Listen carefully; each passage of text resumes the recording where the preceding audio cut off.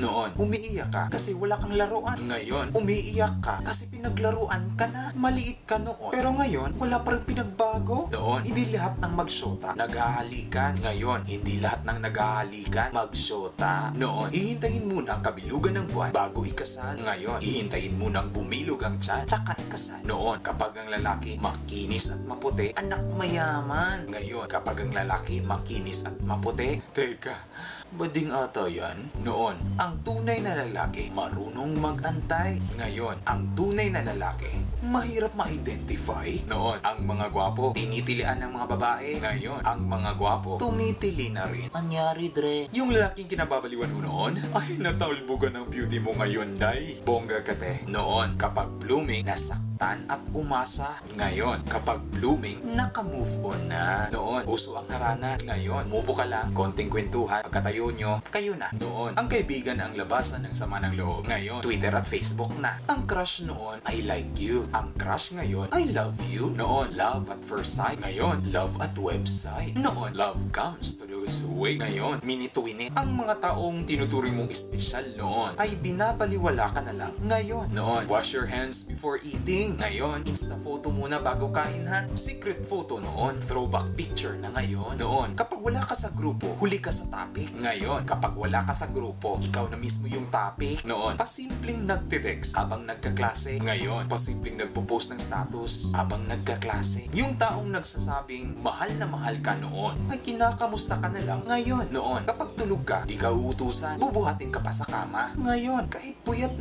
ka, gigisingin ka na, may hampas pang kasama. Yung pinapangarap yung dalawa noon, tinutupad na niya sa iba ngayon. Yung sobrang close niyo noon, pero halos di na kayo magpansinan ngayon. What's the meaning of this? Noon, toothbrush agad pagkagising. Ngayon, selfie post na muna. Noon, kinakausap ka dahil gusto niya. Ngayon, kinakausap ka dahil bored siya o may kailangan. Noon, kapag maganda, liligawan agad. Ngayon, kapag maganda, tititigan muna. Pagkabaklay, hindi mo makikita ang taong nagmamahal sa iyo ngayon kung nakatingin ka pa rin sa taong mahal mo noon. Yung kaibigan mo noon, nakukuha ka na lang siraan ngayon. So bad. Huwag mong pagsisihan ang mga maling nagawa mo noon dahil kung hindi nangyari yon, hindi ka sana matututo ngayon. Noon, nababasa mo ang unan sa tulo ng laway mo. Ngayon, nababasa mo ang unan, kakaimot mo, te. Move on. Kung humawa ka lang sana ng mahigpit noon, eh di ka sana nahulog sa iba ngayon. Noon, think before you speak. Ngayon, Google it before you post. Noon, a picture is worth 1,000 words. Ngayon, a picture is worth 1,000 hashtags. Yung ramdam mo noon na gusto ka niya, kaso ngayon, na-realize mo, asyumera ka lang talaga. Noon, naging pangarap mo siya. Ngayon, naging bangungot na. Sinaktan ka na nga noon. Pinalikan mo pa ngayon. So nga lang, Dre. Noon, napupuyat dahil sa requirements. Ngayon, napupuyat dahil sa social network. Yung tao na hindi mo pinapansin noon, ay ang tao pa lang, mamahalin mo ng sobra ngayon. Noon, ang lobo lang ang hindi mo kayang pakawalan. Pero ngayon, siya na ang tweet-tweet mo, Dre. Ligawan noon, sibak kahoy, igib tubig, paghayo ng palay. Ligawan ngayon, hanap, usap,